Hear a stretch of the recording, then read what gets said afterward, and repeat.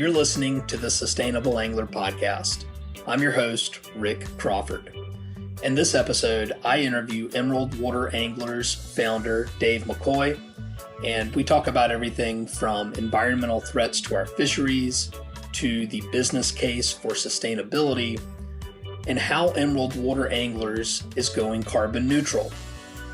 This is also a really exciting episode because I am pleased to announce that Emerger Strategies is forming a fly fishing climate alliance amongst shops, guides, lodges, and brands, making the commitment to go carbon neutral by 2030.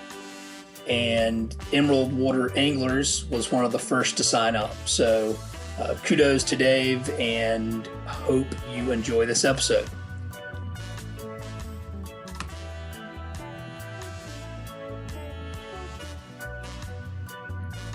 This episode of The Sustainable Angler is brought to you by Emerger Strategies, a sustainable business consultancy whose mission is to solve the climate crisis by helping your business go carbon neutral. To learn more, visit emergerstrategies.com.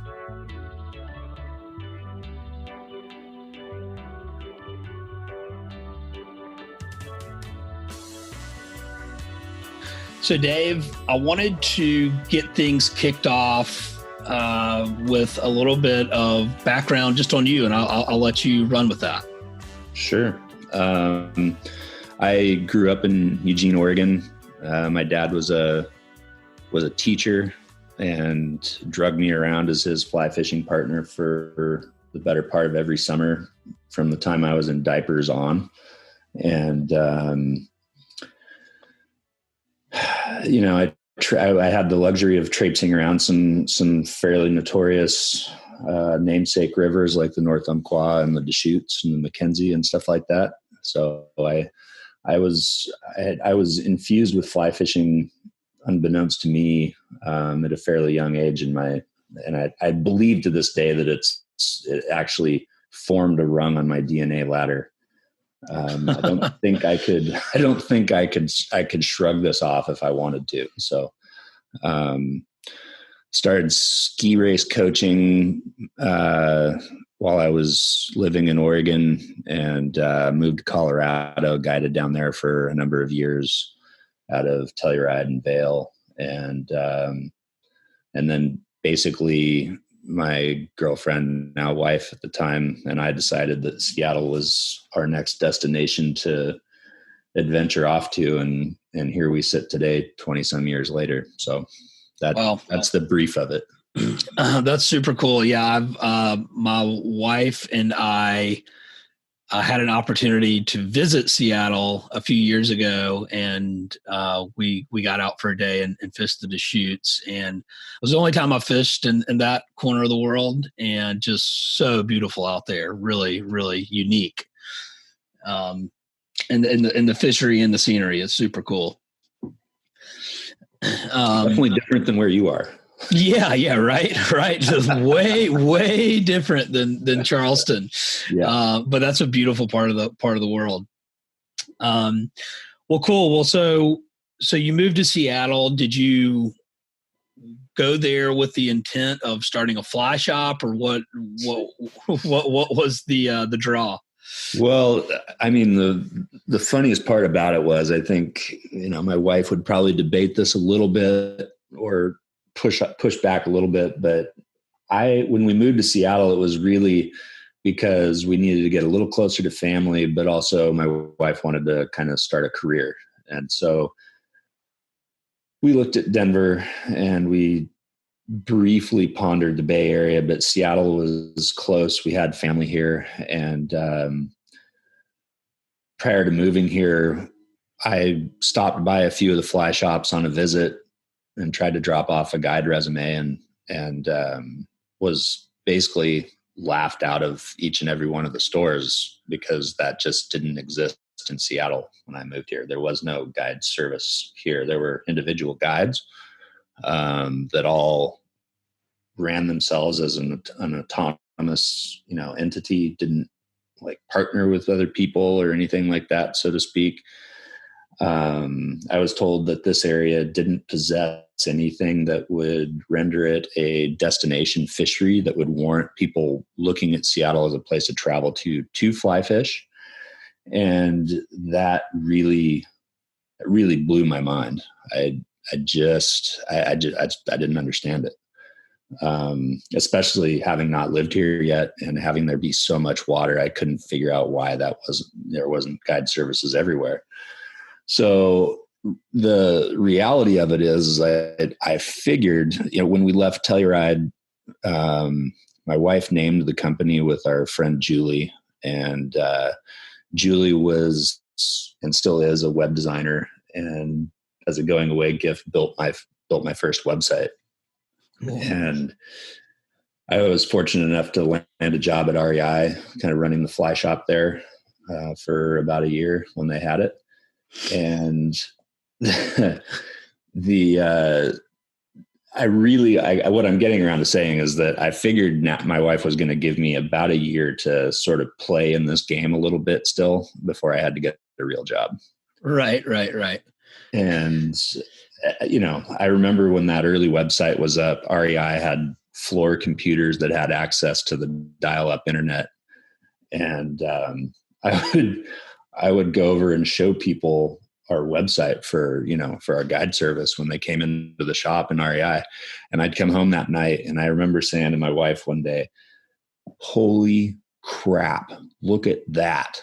And she says, "What?" I said, "We had 13 visitors to the website today." 5 of which were me at REI, but right.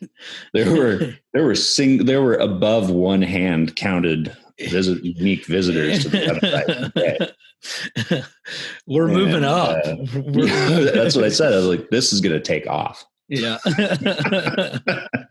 Somehow she gave me a long enough leash to make it legitimate enough, and here we are today. So no, I didn't intend to open a fly shop. I didn't want to, but through the experiences locally, I just kind of was forced to almost.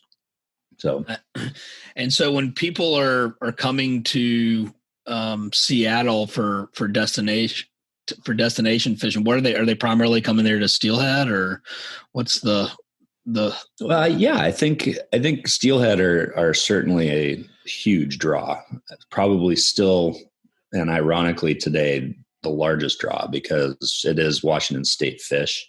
Yeah. People in other parts of the world believe you can still walk across the backs of these fish on all of our rivers. But the reality is, and why I say ironically, they're depleted horribly in this area. And in many places we're at below 5% of historical return size. So the fact that they still are the largest draw to this region for anglers, and yet are so depressed, that's a whole other podcast, Rick. So. Right. Yeah. I mean, you're essentially going to catch a unicorn if you go to Seattle. Yeah. Yes. Interesting. Well, so I also see that, or have seen on your site and everything, that y'all do quite a bit, or I won't say quite a bit. You have a lot of options for people to travel and fly fish, which leads me to believe that you have traveled extensively to fly fish. What are maybe some of your favorite places that you fished around the world? That's, as you might imagine, that's a question that I get a lot. Sure. And before I leave Seattle, I would say that one of the things that when I started my business here that I immediately embraced, and I think being in Colorado for this, was the innumerable small freestone streams in the Cascades that there are to fish here, that when I first moved here, there wasn't but a handful of people paying attention to any of them, period.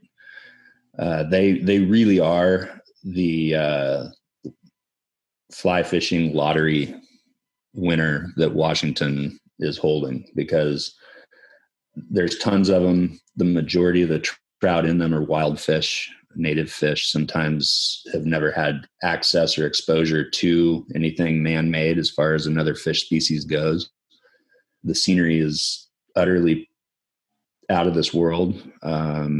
Dry fly fishing the majority of the summer, old growth forest on all sides of you.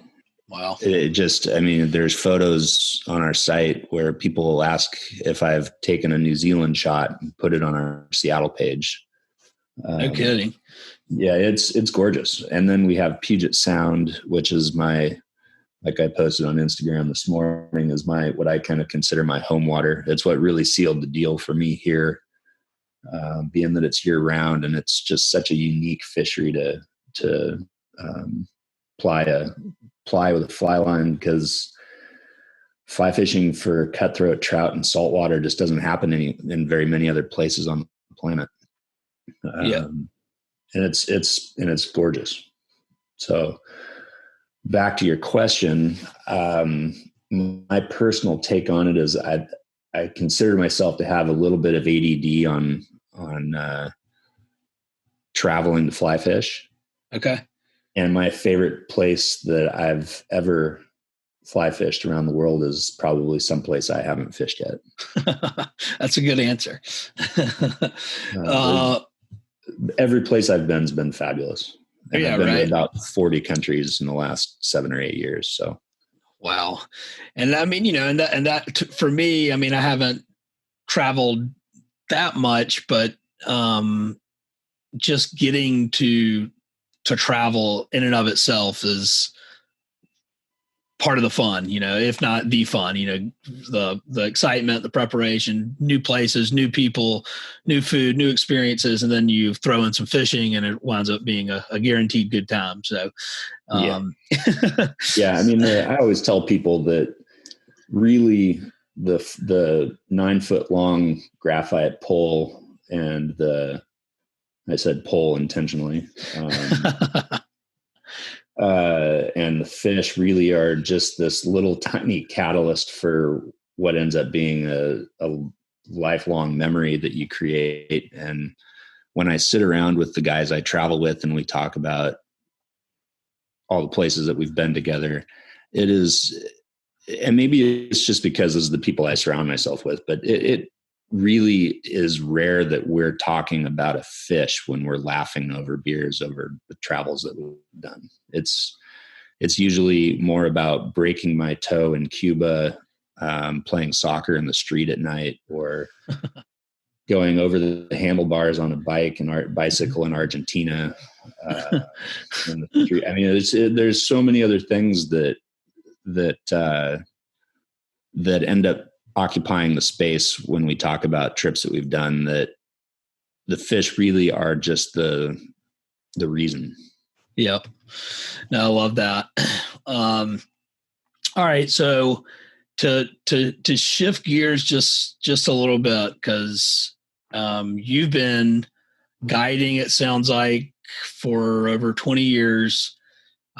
You've traveled extensively, and you obviously know your home waters there in Seattle pretty well, or very well, I should say. What, and this is a loaded question. So, good.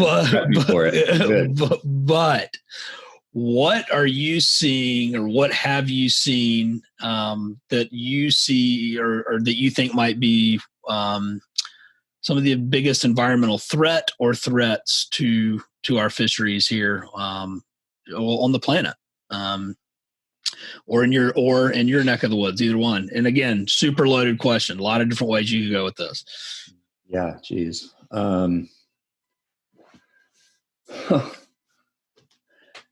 don't know if I've ever had it actually phrased that way before. Usually it's more specifically about a particular species of fish or a particular fishery.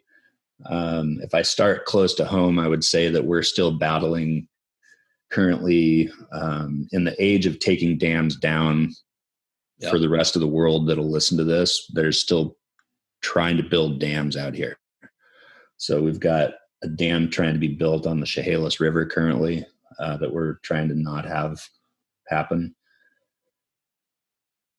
overfishing,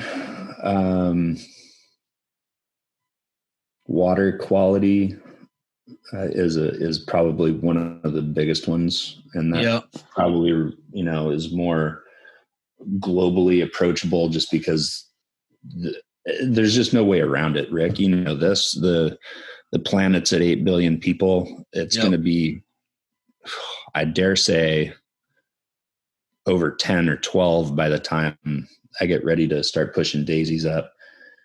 We just have to be better as a species at looking at water as the vitality of our life, because it is, and not a garbage dump, which we still treat it as in so many ways. So, there's that. And, land use, surrounding those watersheds. Yep. I'm already exhausted just thinking about it. Well, what's interesting, and I sort of leave that open ended on purpose, because it's interesting to hear people's responses, and yours in particular. What I hear, which is very true, is how interconnected it all is, right? From your home water to the planet, right? So there's global population, you could call it explosion, but there's also the land and the water, right? And so you got to take care of the land. You have to take care of the water, especially when there's that many people. And when there's that many people on the planet, then you're starting to talk about resource conservation ultimately. And so I like that answer, in that it's maybe inadvertently you did a great job of framing out how interconnected this all is, and that we're all in this together. Yeah, I mean, as you were speaking, I kind of came to my conclusion on that, and it stems from guiding local waters, Puget Sound in particular. Puget Sound Keeper Alliance is constantly trying to keep tabs on the various places within the sound that are known for massive either rainwater runoff, which is crazy huge in certain areas, like in the Duwamish, right into downtown Seattle and Elliott Bay.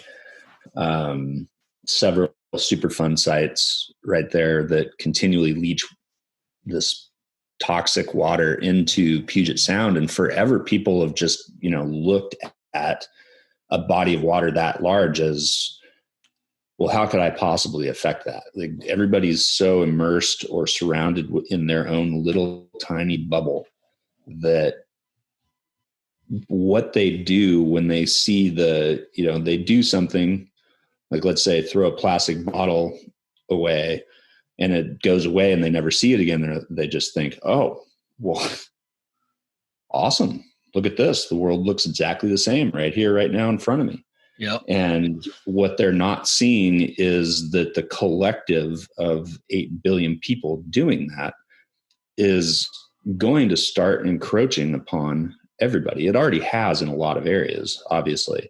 And if you have never left the United States, which, God, I did a research thing a little bit ago, and I believe it's like 11% of Americans have a passport or something like that. Something crazy. What? It might be. I'll have to look that up really quick.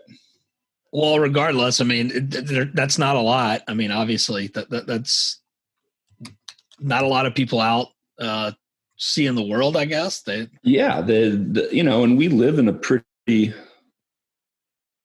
21.4 million of our 300 million have a passport.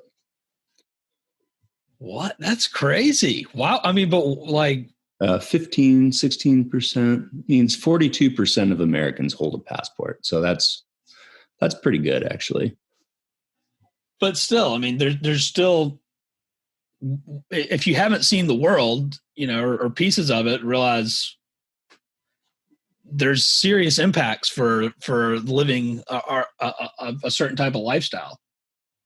Without question. And that's And that's really what I'm getting at, is if you only see how a country with as much space as we have to spread out and have, the luxury of a yard and so on and so forth, and you're not living in a city of 10 million people where everybody is stacked upon each other vertically as opposed to spreading out. All of that waste ends up being collected in a more obvious manner. And you see that when you travel. And you see that when you travel to countries that don't have the infrastructure to deal with it well. Yep. And sometimes that's just money. They don't have the money to deal with it well. And so it's painfully obvious when you go to say, and I don't want to point out a country because I don't want to throw anyone under the bus, but I've been to places where you immediately realize how luxurious we have at the second you're off the airplane and in the airport at some of these places, much less driving through the city. And I just think that as Americans, we should be more cognizant of, and not just Americans, every human on the planet, but we certainly have the ability to be way more cognizant of our footprint day in and day out. What we buy, how we buy it, what happens to it, where did it come from? Yeah. And I still just don't hear enough people talking about that, unfortunately. Yeah. And that, and that, like, I've been to places too where, and again, and not to throw a country under the bus, but, in particular, like plastic, for example, like single-use plastics. Yeah. I mean, like they burn it, because they don't have anywhere to put it. Like, so it's at their home and they're burning it. Like, you just smell it like everywhere. And you're like, yep. This is like this amazing landscape. It's beautiful. And I'm smelling burnt plastic everywhere I go. And you black smoke coming out of every chimney. Yeah. You're like, I mean, this, that has obvious health effects, but I mean, it's just, you do realize that there are those places, or a lot of places, where they just don't have a waste management system. And then here we are with a waste management system and everything else, and are still, I would say, careless with how we consume to a large degree. Not everyone, but I would say as a whole, we're not as concerned with where our waste or trash ends up. No, because we got enough space to hide it. Yeah. It's a good point. All right. So let's talk about, I'm going to get more specific on the environmental side of things and talk a little bit about climate change. And so I'll just start it off by saying, like, what we see in Charleston is every year it's another record for sea level rise, for days flooded in Charleston.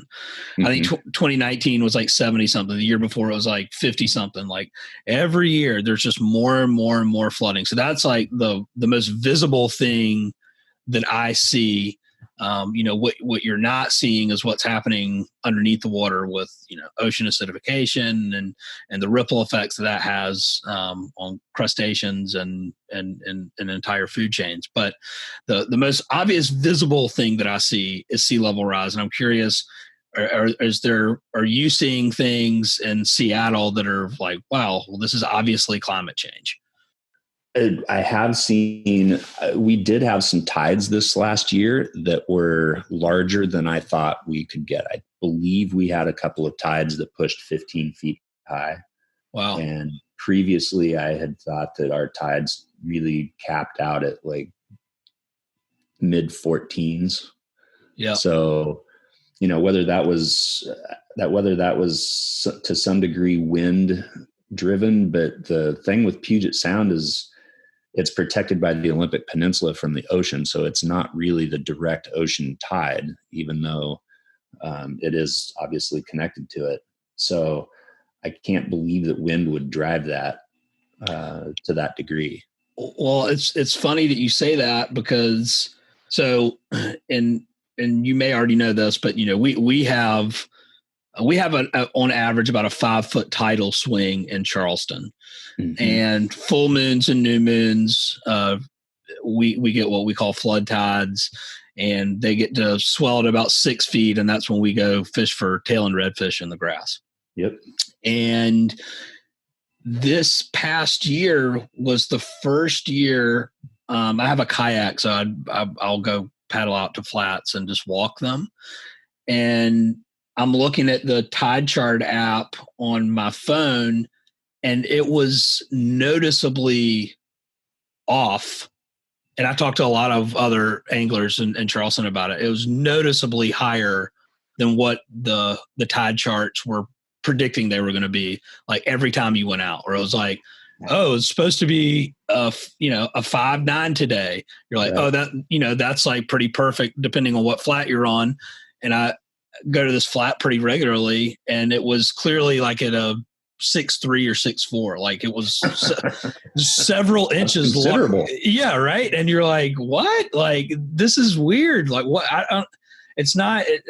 And it kind of messes up the fishing because it's pretty perfect when it's about up to your mid shin to your knee, and it gets above that, and they're tough to find. But anyway, I would say that I thought the same thing. I was like, to a degree, like this could be wind pushing this in, which it could have been, but to happen consistently is weird. Is not right. The other thing I would say that we're seeing is, our ski seasons, the snow we get in the mountains is just becoming less and less consistent. We aren't having just blowout huge winters anymore. We'll have a few storms that really come in and drop what ends up being our meager base at the end of the season. But we're going further and further between having great ski seasons. Yeah. And I think that there's I don't see that as much obviously in Charleston, but I mean, but that's what everyone that I have. I used to live out west, so I have a lot of friends that live out there, and they're all kind of saying the same thing. Yeah, you all have like an off, like really crazy good year, but for the most part, it's kind of dwindling. Yeah, we didn't have any. We had one day of like an inch of snow in Seattle this year. That was it. So winter was pretty mild here, and it's been. I don't know. It still jumps around enough, but I think that again, like you said, looking at the tides, and that was significant. Seeing a 15-foot tide. The other was seeing is just paying closer attention. Being from the ski racing background, I'm always watching the ski reports. It's just becoming not I don't even know how to say it. It's just not as consistently great as it can be out here that it used to be. Yeah. Obviously little spots of fantastic conditions, but it seems to be broader stretches of bleakness between those. Yeah.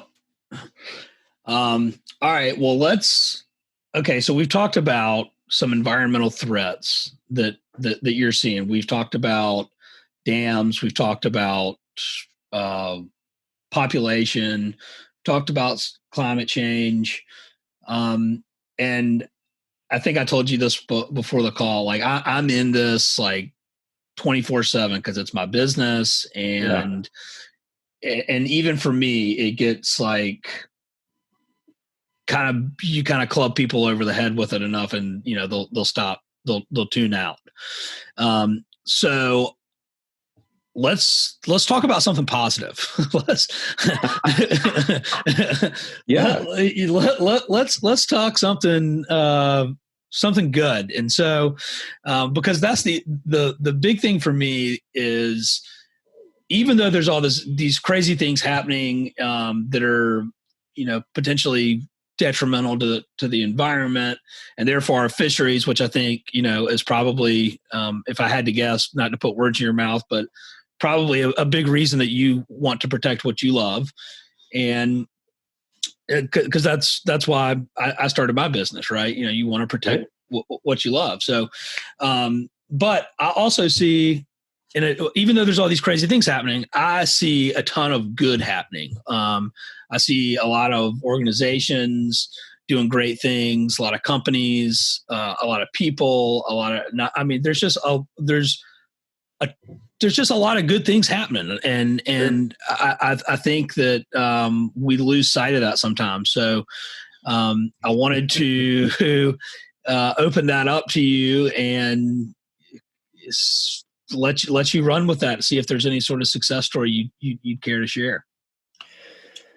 Yeah, no, I totally agree with you. I think that it's easy to get, stuck in the mire, the muck and the mire of woe is me, woe is us, woe is our planet. There's too many people fishing, and my hole now is 5 people in it. But I totally agree with you. I think that we're not in the minority anymore of being outliers talking about this, which is fantastic. And, being a Patagonia ambassador, I feel like I'm a little bit in my optic through that company, and what that company does kind of puts me front and center of seeing what good is being done. And, and you can look at that at Patagonia however you like, from product standpoint, whether you like them or not, or politically, whether you like them or not. But at the end of the day, they're putting their energy towards what they believe is best for the planet.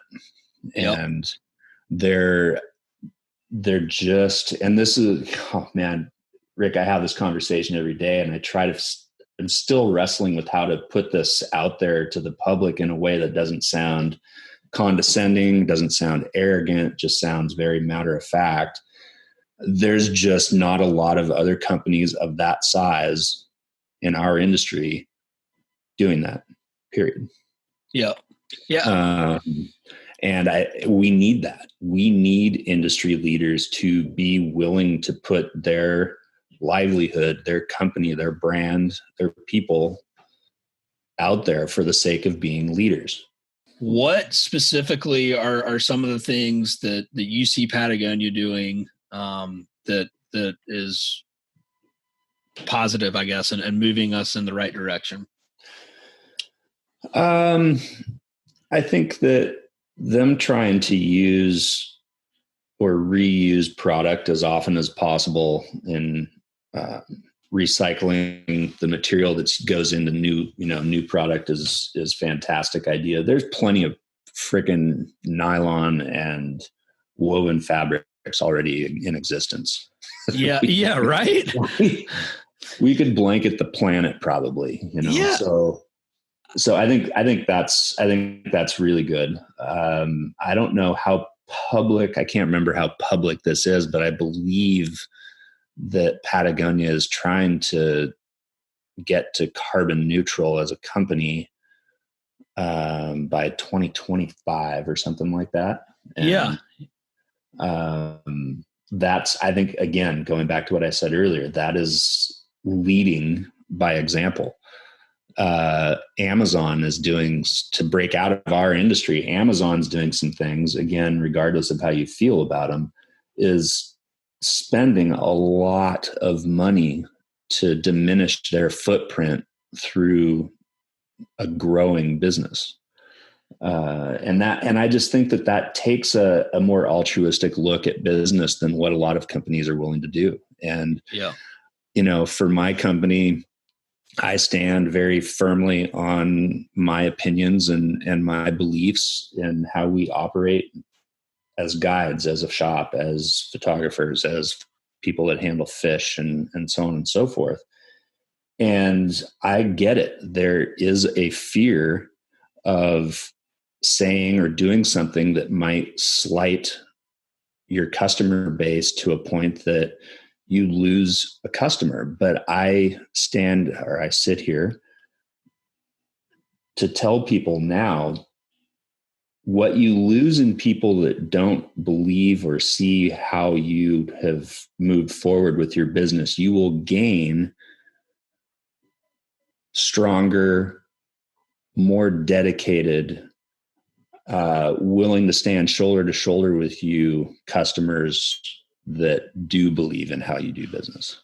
Well, so yeah, and I completely agree with you. And it's interesting because that's customer loyalty, brand loyalty, is another way of describing what or saying what you described, and that's something that Patagonia has obviously seen. Uh, my clients that I work with on the sustainability side, that's something that they have. We actually measure that, and I mean that's across the board. That happens when you stand up for something as a brand. You might alienate some people, Yep. but what you get in return is fiercely loyal customers, and they are going to not only stand by your brand, but what we see is they actually start to they increase the amount that they spend with you. So they're not just going to buy one hat; they're going to buy a shirt and a hat because they believe in what your brand stands for. Right. And so it's just good business, frankly. Totally. It's just a better way of you're standing up for something. You're caring, in Patagonia's case, the environment.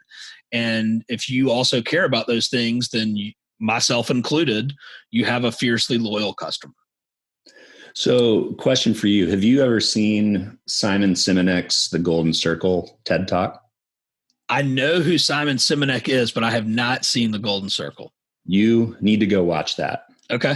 Because it goes straight to the core of what we're talking about. And it's about doing business in a manner from the inside out. Take what's in your soul, what you truly believe in, and do business from there outward, so that everything that I'm reiterating or paraphrasing what he said, but everything that you do because you 100% believe in it, and you do it passionately. We're in a passionate sport anyway. Right. And there's absolutely no way that if you are passionate about how you are running your business within this industry, that there aren't going to be like-minded individuals that are going to, like you said, become fiercely loyal. And that couldn't be more prevalent right now at this very time while we're doing this podcast than with COVID around. Yep. Because we're seeing people coming out of the woodwork to make sure that we survive this. That's we awesome. Got zero funding from any of the federal or local grants or government loans. We got zero of it. And I'm not projecting that as a woe is me as much as the numbers that are getting thrown around on the news are just not going to drivel down to everybody. Not everybody is going to get money. And so if you're relying on people to make sure that you're around, then in times like this, then you've got to be treating them, providing them a service that they feel is invaluable to their happiness in their life when things are normal. And if you've done a good job of that, which typically comes from doing things with your heart and your soul, you're going to be in good shape. Yep. Period. That's amazing. I think that's incredible that y'all are, and y'all are seeing that. I mean, your Yep. customers are reaching out to you because they don't want to see enrolled watered anglers with their doors closed when things are back to normal. As a fly shop, so like we said earlier, I wear a bunch of different hats. But as a fly shop, every day people come in that have traveled around and have been in various shops around the country and so on and so forth. And we still have this conversation about fly shops. And I honestly just don't understand how this still exists. But a fly shop it should be looked at as like a public library almost. You possess a vast amount of information. And while you need to purvey things for money in order to keep your doors open, you shouldn't hold that information above people's heads as if you're holier than thou. Like, can you imagine going in and asking the librarian at a library, so I was told I needed a book on, from you just go in and you ask for the most mundane book, and she just looks down her nose at you and says, really, you're going to read that? Oh my God. Okay. Well, I'm not going to tell you where it is. You go find it. Right. And I feel like that mentality kind of still exists in some fly shops. And we've always, with all the water we have around here, we have always been absolutely out front of helping our job is to help people be successful. That's our job. That's what we're there for. And so helping people figure out where to go, because there's 65 different rivers within 2 hours of Seattle that they could go fish. Some are worthless. Some are closed. Some, for whatever reason, this isn't the time of year for them, and so on. Our job is to help them go out and have that success and just be candid about it. Yeah. Be excited to share that information with them, because then that excitement, again, coming from your heart and your soul to your customer, creates that fierce loyalty. When they go out, have that success, they're like, that's my shop. That's the only place I'm going. And like I said earlier, because of my beliefs, because of some of the things that I say and I do, and my willingness to be the tip of the spear on certain topics around here, there's people in Seattle that have never come to my store and probably never will. And that's fine. That's their choice. I don't slant them for that, but I'm not willing to diminish my potency in what I'm trying to do and why I'm trying to do it, in order to hopefully have them step in and buy a dozen flies. Yeah. Yeah. Well, and I think that I've experienced that type of attitude in a fly shop. And when I was first getting into fly fishing, and it's almost to where you're like, well, I don't even know if I really want to get into this, because I can't go, like, I'm basically going to get made fun of every time I walk in the store, because I'm asking just total noob questions because I don't know. Right. I was talking to somebody else in our industry a day or two ago, and when he hears this, he'll know that I'm talking about him. And he said that his least favorite thing to do in our sport is to walk into a fly shop. Yeah. And I wanted to cry. I was like, are you kidding me? We're supposed to be a toy store. How many kids, how many of your kids are always reticent to walk into a toy store? Right. Like, what? Pardon my German, where the fuck did we go wrong with that? I mean, it really, it's, I would say the majority of shops are like that. I hate to say that. I really do. Like, I don't want to say that, but it's like kind of mind blowing. You're like, what? Like, I'm trying to come in here and learn something about a sport, or I'm trying to come in and support your business, and you're like talking down to me about it and like rolling your eyes. It's crazy. It's crazy. I don't want to veer off. I want to just spend one smidge more time on this, because you've got this huge platform, and I think people, I don't know if this gets said that much, and certainly not from other shop owners and so on, but I'm going to put it out there. Here's the tip of the spear for you again. Okay. During this COVID thing, same person and I were chatting about this. And as an ambassador, I feel like it's my duty to try to reach out and throw life rings to people that have hands up and that are willing to ask for them. Okay.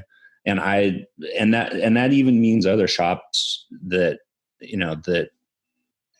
have the courage to do that, because there's definitely going to be, I know there's people in desperate situations right now. I know there are.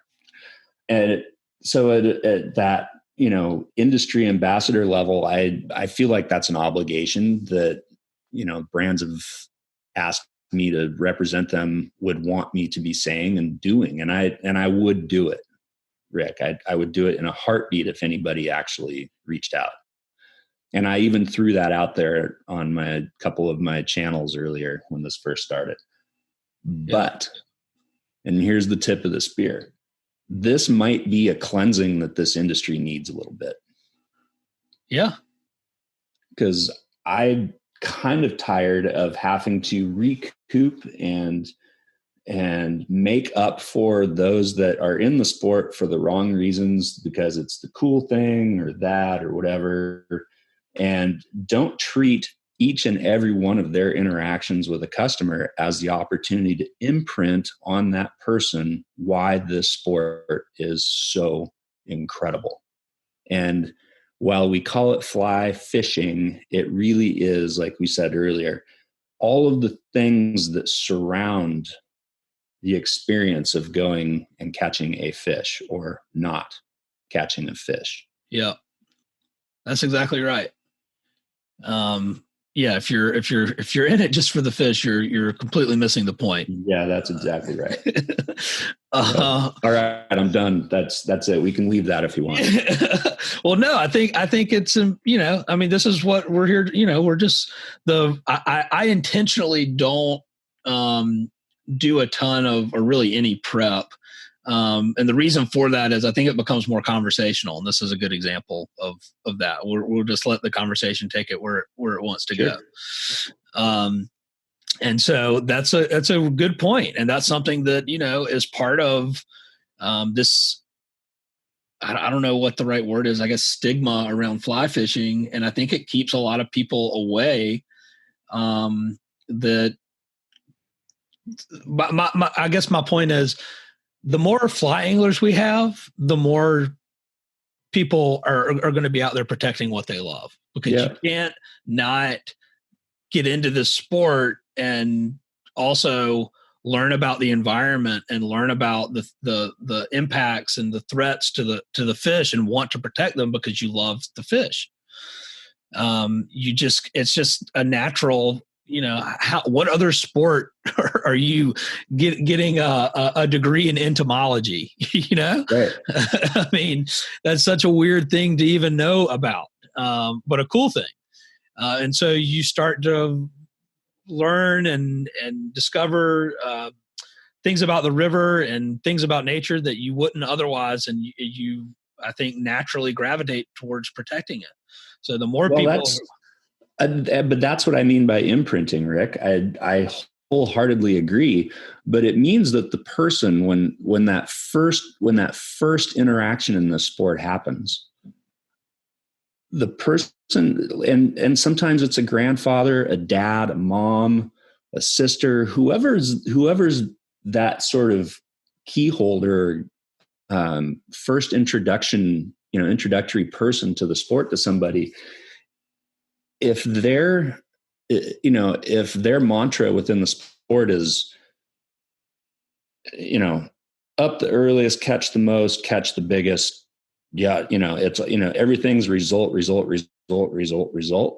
Whether you like it or not, that sticks with people for a long time, to a point where they may never fully lose it. Yeah. And so that's where I come back to that idea of, at a shop, as a guide service, as a photographer, as all these other things that I do, you have to treat that first interaction a little bit like a first date with someone that might be your husband or your wife. Be really thoughtful about how you present the sport and what it means, and what depth and capabilities it has to really entrench itself in your soul.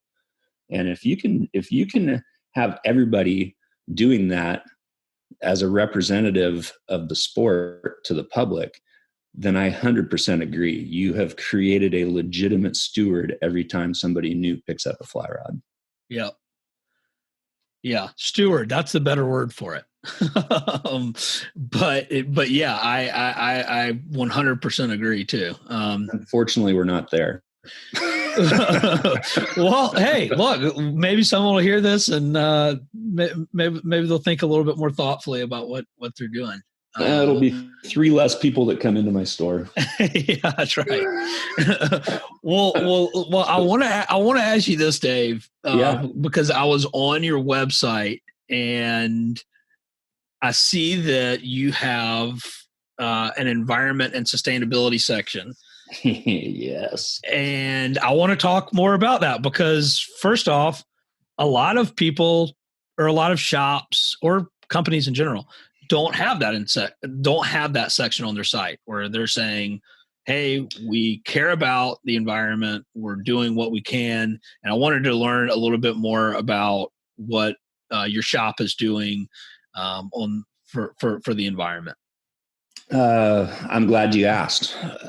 We are, so a little bit of background on that. When I started to get the idea that I was going to potentially go down this road, and God, if people are listening and they think they want to do it, think long and hard before you do this. I read Yvon Chouinard's Let My People Go Surfing, and similar to Simon Simonek's Golden Circle TED Talk, you just do things for the right reasons, right? And so I just when we opened the store, that was from the beginning, that was what I set out to do. I wanted to create community. I wanted to be a place where people felt comfortable. You could ask any and all questions. None were ever treated as dumb. And part of that was, obviously we're relying upon our watersheds and our environment for our livelihood. And, early, the easiest, lowest hanging fruit was just to eradicate plastic water bottle use on our guide trips. And then working with Patagonia and Costa and some of the other brands, Fish Pond, that are being environmentally conscientious in how they create their goods, what their goods are made out of, and how they get them to you, and so on. I just decided that we're going to take the shop and our guide service carbon neutral this year. That's awesome. And so I've been going through ticking off all the boxes of figuring out, what are our electrical emissions, what are our tailpipe emissions, and what are the emissions that are embedded in the products that we sell. And part of the reason I want to do this is, number one, it's the right thing to do. We have the ability to do this now. Number two is I want to show other shops and other small businesses like ours in the country and in the world how easy this actually is. Offsetting what was going to be offsetting my flight to and from the Seychelles was going to cost $19. Yeah. And that's a just in case anyone doesn't know this, that's a super long flight. Yeah, it's crazy. So so offsetting that, as well as all of our clients' travels, it was gonna cost like $150 to offset that entire trip. And I would kind of put this back on you a little bit because you're the expert in this, Rick, but explain what that offset is really doing and some of the variabilities out there that exist for doing it. Yeah. So a couple of things. So, if anyone's listening to this, if you didn't know this, I have a sustainable business consultancy, and my company is also carbon neutral. So, Emerger Strategies, and I work with other people to do this. So, that being said, the basic steps are creating a baseline. Okay, so what is, and these are just good questions to ask as a business, period, right? And that goes back to, It sounds like, I was influenced very much by Let My People Go Surfing. Probably the book that made me want to pursue a career in sustainable business. I'm glad to hear you say that, because when I say that to people, I get the weirdest looks on my face. And I literally have given my book to like 20 people to read so that they can better understand it. But I actually give that book to every new client that I bring on. And I'm like, look, you need to understand where we're going with this. And what I think that they have, that book and Avon and Patagonia has done so well is just ask questions. Yep. And this is part of it, right? It's, well, what is our impact? I have no idea. Well, how do we measure it? Well, a good place to start is your carbon footprint. And that's what you have to do. So you have to create organizational boundaries, operational boundaries. There's several different scopes. There's really 3 scopes of greenhouse gas emissions. There's like company owned, you could say, is direct emissions. That's scope 1. Scope 2 is looking basically at your purchased electricity. And then scope 3 is your upstream and downstream supply chain, more or less. And that can include things like you mentioned, business travel, purchase goods and services, things of that nature, all the way to the end of life of the product. Yep. So you're looking at 3 scopes. You create your baseline, and once you have your baseline, then you know how much you need to offset. But before you offset, you should also do everything that you can from an energy conservation perspective, because that's actually reducing your demand for energy. Right. And most of our energy comes from fossil fuel like coal. So Dave's done what you're supposed to do. That's the correct methodology, is to come in and do everything you can from an energy conservation perspective. If you're a shop owner and you're saying, well, we don't own the building, we lease the building, what can I do? Well, you can still put in LED bulbs in your shop, right? I mean, you can still do an LED upgrade, which is going to reduce your demand. You may not get it LEED certified, but you can still take steps. You can weatherize your doors and windows, easy, simple things that you can do. And because if you don't own the building, solar or renewable energy might not be a good option, might not be affordable. Whatever the case, no big deal. Your next step is then to look at offsets. When you're choosing offsets, you have to be careful which offsets you're choosing, because they're not all created. And the way that you do that is to verify that they have that they're retired once they're purchased. I think that makes sense. I think that's probably that helps. That even helped me. The thing we have the opportunity to do out here with our electricity is we can choose to glean our electricity from the grid from renewable resources, which is nice. And that helps too. Absolutely. Yeah. And a lot of, check with your energy providers, because if you're a business owner, a lot of energy providers will come and conduct a free energy audit. So you can check with whoever you purchase your electricity from. If you're a business, a lot of them offer free energy audits. Then they're going to make recommendations on the energy conservation side of things. You can purchase renewable energy through your energy provider. That's another great way to do it.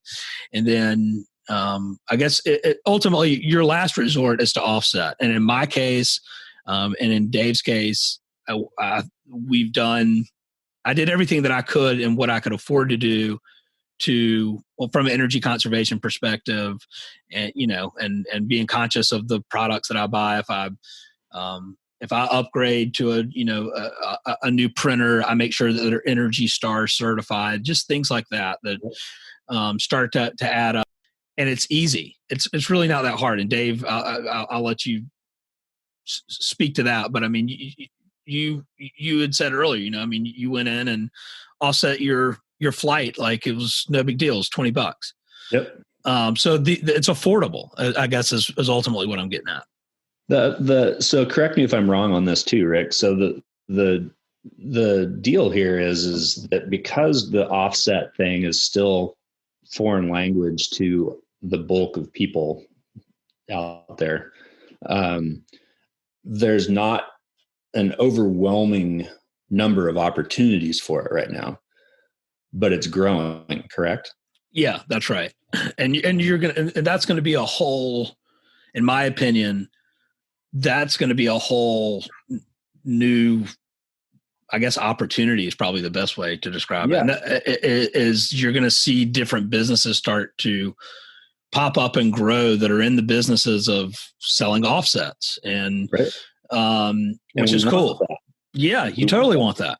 So by doing this, you're creating the demand that's going to put those businesses in a position to form and be in play. Exactly. So it's kind of the, I don't know. Well, it's capitalism. Yeah, I mean, it is in a very green form, but we're creating demand for something by more of us doing it, which is one of the purposes that I want to do it. Outside of it's the right thing to do, and I've got a daughter that I want to have grow up and be afforded all the opportunities that I've had growing up.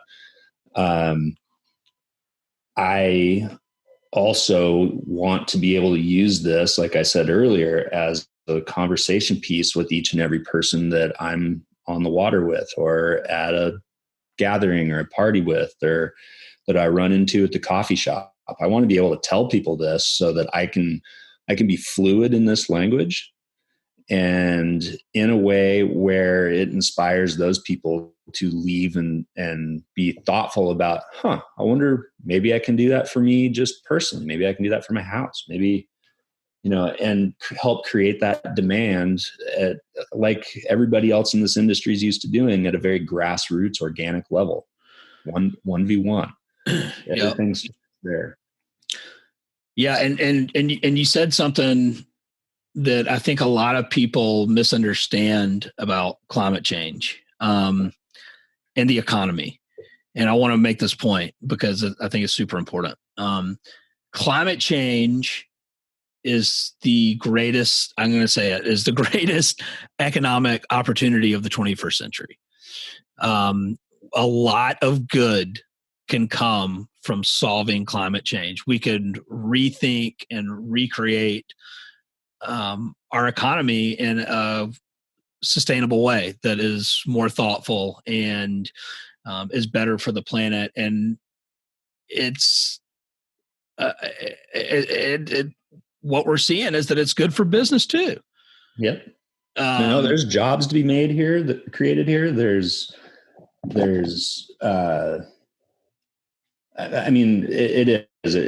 literally, it's capitalism, but with the planet in mind, as opposed to the opposite.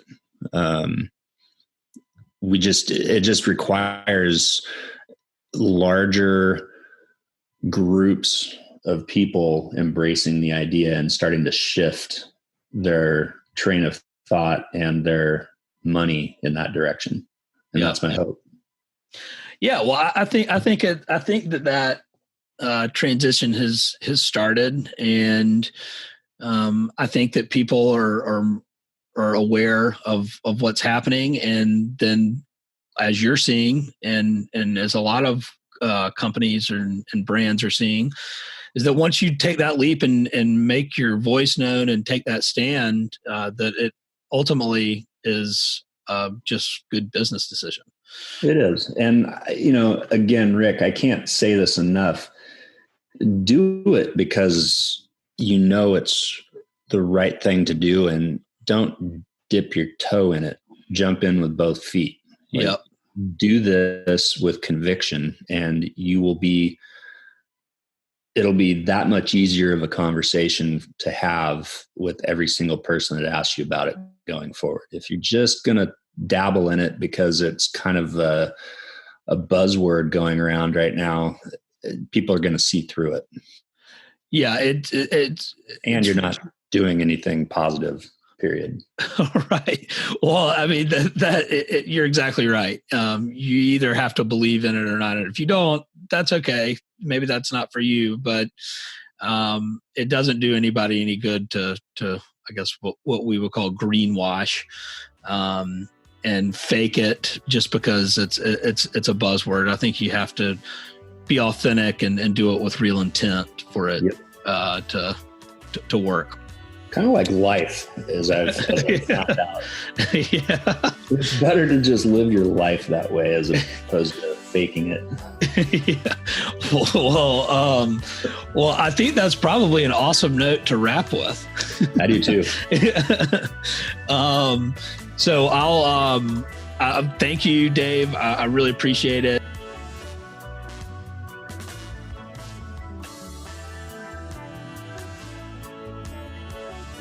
Thanks for tuning in to the Sustainable Angler Podcast. Special thanks to Dave McCoy of Emerald Water Anglers. And also, if you like what you're hearing, helps us out a lot if you give us a rating and review on iTunes. So sure would appreciate it.